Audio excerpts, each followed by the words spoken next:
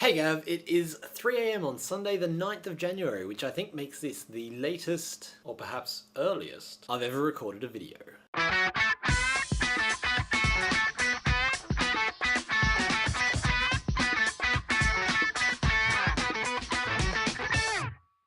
Two main things I want to talk about this video. Firstly is my DVD player. I can't remember if I showed you when I was down here, but I got a really lovely Blu-ray player that you can see on the screen behind me. I was thinking about what I could do for this week's Friday Roundup, and I was thinking I could do the thing with the camera and the DVDs in front of it again, and then it recurred to me that I could just put the DVDs on the TV which is behind me. And then it occurred to me I could also show off my lovely new Blu-ray player. Couple of cool things about it. Firstly, I can control it using my iPhone. Secondly, it has all kinds of digital channels on it, including YouTube. When you search YouTube for Cousins Apart, we're the first result, and then the 8th result. So far I've used YouTube on my DVD player to show 6 people Jake and Amir and 4 people Louis C.K. You know Louis C.K., right? If you don't, links in the doobly-doo. I'm still trying to get the hang of eating healthy, which is why I'm eating creamed corn with nothing. The other thing I wanted to talk about in my Friday Roundup was my 6 favourite movies of 2010.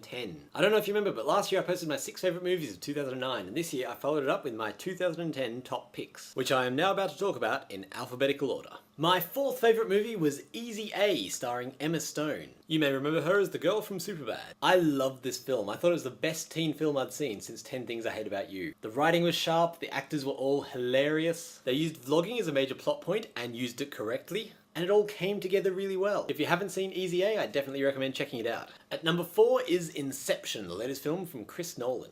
There's not really much I can add about this movie. I thought it was amazing. Some people complained that it was too complicated and tricky to understand. I don't really understand how people could say that. I had no issue with that part of the film. Really well made, 5 stars, number 4 on my movies of 2010. There were some good movies of 2010. There were a lot of bad movies, but there were some very good films. I really like DVDs that allow you to skip all this stuff. Tied for first place is Kick-Ass. I hope the scenes I've chosen at random aren't spoiling any of these films. It's a deconstruction of superhero genres, which I really love. It's like a parody in that it's very self-aware of what a superhero movie needs, but instead of making fun of those elements, it uses them. It's impeccably scripted and just wonderfully put together. Oh, I loved this film so much. Number 6 on my list is Megamind. I caught this at the cinemas on a whim and was surprised by how much I enjoyed it. This is the 2nd superhero film on the list, which only occurred to me then. I guess it's just the hot genre at the moment. And again, it's pretty much a deconstruction. It's about what happens when a supervillain actually wins. What he does once he's taken over the city and he can run it and do whatever he likes. From a scripting point of view, again, I just loved it. Like, the structure is just spot on. This made it very predictable. There was nothing in this movie I didn't see coming about half an hour before it happened. But sometimes, even though you know what's going to happen, you want to watch it just for the joy of seeing it all unfold. Having said that, if I hadn't already committed to the top 6 list, probably wouldn't have made it, but very good. Also tied for first is Scott Pilgrim vs. the World. I had a friend staying with me last night, which is why I'm only getting around to making this video at 3 AM on Sunday morning, and he revealed that he hadn't seen Scott Pilgrim vs. the World.